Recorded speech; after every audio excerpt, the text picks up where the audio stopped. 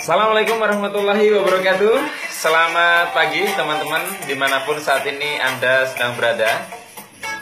Berjumpa lagi dengan saya, Arif RH, dalam rekaman video iseng seperti biasa yang saya buat. Baik teman-teman semua, pada kesempatan pagi hari ini, sebelum saya menuju bandara, saya akan berbagi dalam video ini tentang tema berdamai dengan target.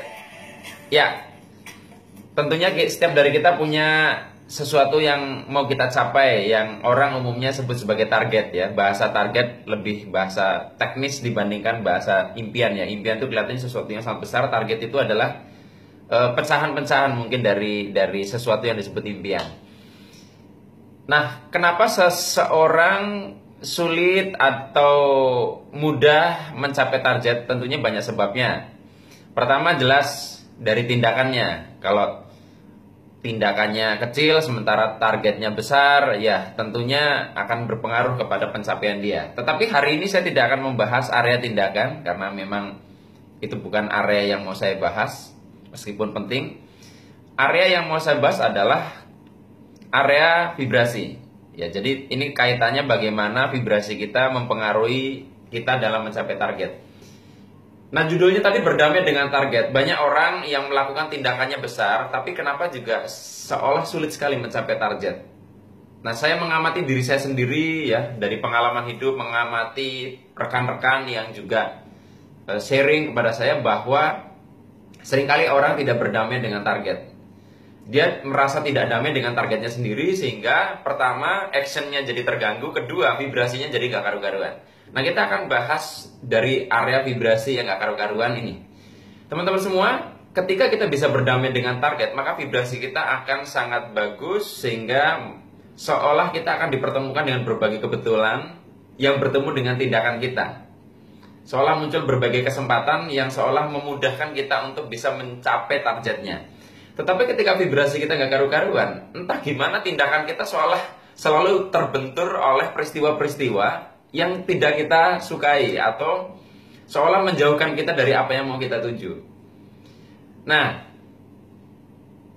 kata kunci untuk bisa kita lebih mudah untuk mencapai target ya, atau menaikkan target lebih tinggi lagi adalah dengan berdamai dengan target itu.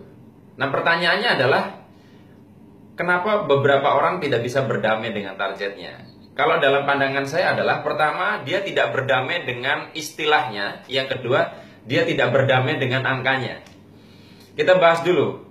Pertama kita bahas berdamai dengan istilahnya.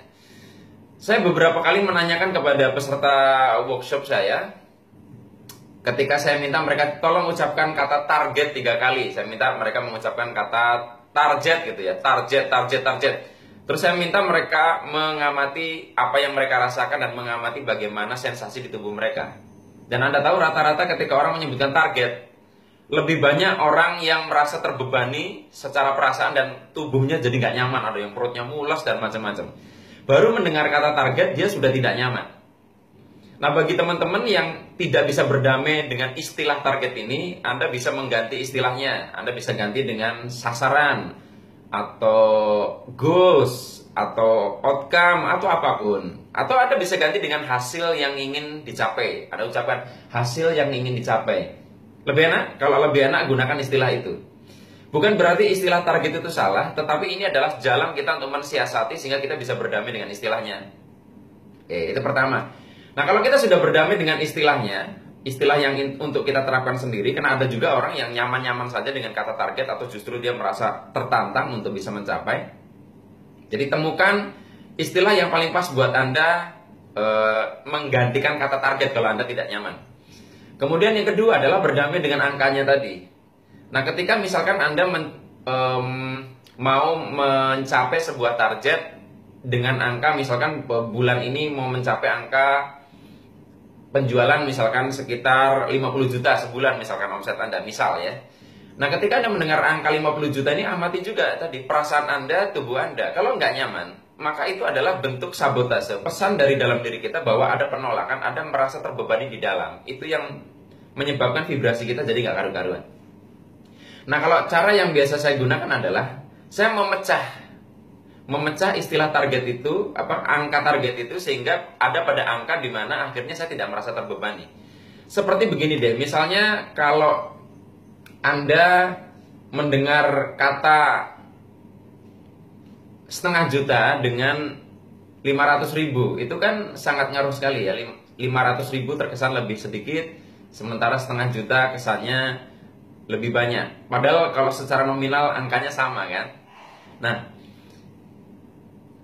ingat-ingat pencapaian Anda terakhir kali, misalnya Anda terakhir kali berprestasi itu di 25 juta. Kalau Anda mendengar angka 25 juta, bisa lah gitu ya. Nah, ketika Anda mendengar kata 50, itu jadi rasanya berat. Nah, Anda bisa gunakan pensiasatan target saya.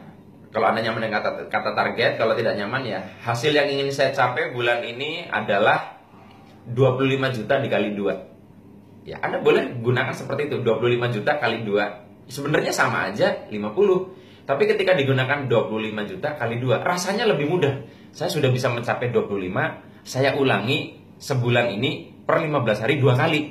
Itu jadi lebih enteng. Nah, kalau misalkan di dalam diri kita saja sudah merasa enteng, maka akan lebih mudah kita untuk melakukannya, untuk action gitu loh, kaitannya dengan action. Nah, Anda bisa lakukan pensiasatan seperti ini ya.